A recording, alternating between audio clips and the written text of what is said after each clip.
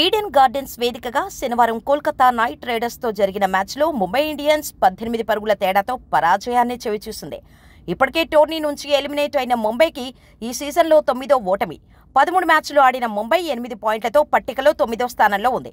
కాగా భారత మాజీ cricketer Virender Sehwag K K R Mumbai match గురించి విశ్లేషిస్తూ రోహిత్ సూర్య అవుట్ అయిన తీరును విమర్శించాడు. బౌలర్ను గౌరవించకపోయినా కనీసం బంతినైనా గౌరవించాలని అన్నాడు. అయితే రోహిత్ సూర్య గొప్ప బ్యాటర్లని, కానీ అహంతో బ్యాటింగ్ చేయొద్దని సూచించాడు. చక్రవర్తి బౌలింగ్లో, రోహిత్ రసెల్ బౌలింగ్లో సూర్య అవుట్ అయ్యారు. ఎవరైనా బాగా బౌలింగ్ చేస్తారో వాళ్లతో జాగ్రత్తగా ఆడాలి.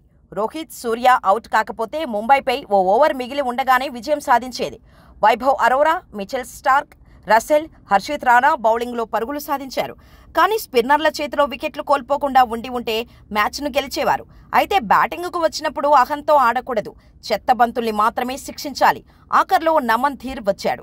2 సిక్సర్లు, ఓ బౌండరీ బాదాడు.